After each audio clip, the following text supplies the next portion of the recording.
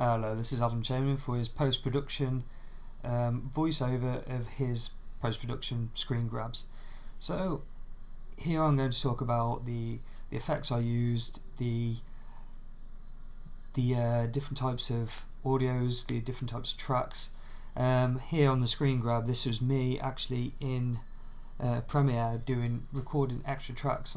This was post-production. I already assembled most of my tracks together, all the sounds that I needed, and then I felt like adding that Stanley Kubrick-esque orchestra type percussion instruments, trying to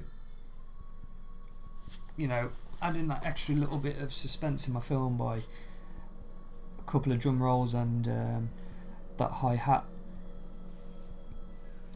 And I had to actually record it, unfortunately, in a mono recording because I didn't have enough time with my stereo recorder to record the music.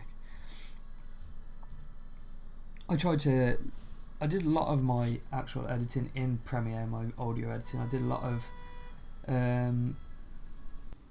of effects in my Premiere. I added surround sound reverb, but I added it as a inside the church reverb. It sounded more natural to me, as in a tunnel, rather than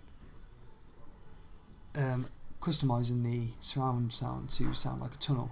That's found in a church sounded like that.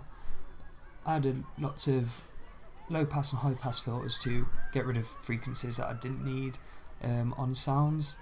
For example, I had the ambience of the kids on the bus, and the one thing that I could hear was the footsteps of the playground of the children playing, but all I needed was the laughter and the kids playing, so I added a low pass filter to get rid of the dull sounds of the footsteps. Also, as you can see, because I laid so many layers of audio on top of each other, you can see here in the top right of the screen that my video wasn't working very well. Well, the whole editing process was becoming difficult because I had so many layers of audio on top of each other. It started to end up jumpy, and the playback wasn't working. So I ended up missing out a couple of sounds in my sound design, like for instance the manual window. I didn't add it in because I did copy and paste it. I pulled the sound in and it crashed the Mac, so I ended up not adding that in the end.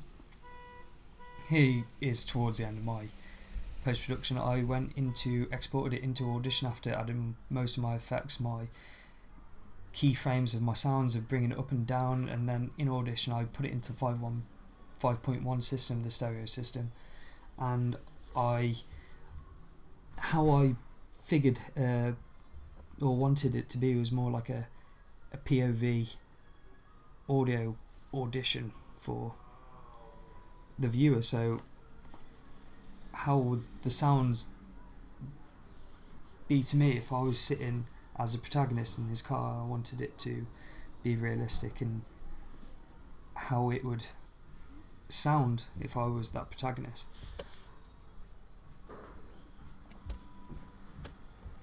And I liked using the back speakers because it felt like the subwoofer was giving that bit of bass behind some of the ambience noises if I put it on the back speakers, and using the panel between keyframing for the fly as example, or the car horn, bringing it from the right, and when the protagonist turns right you can see that I try to pull the panel to the middle so it's in front instead of just to my right.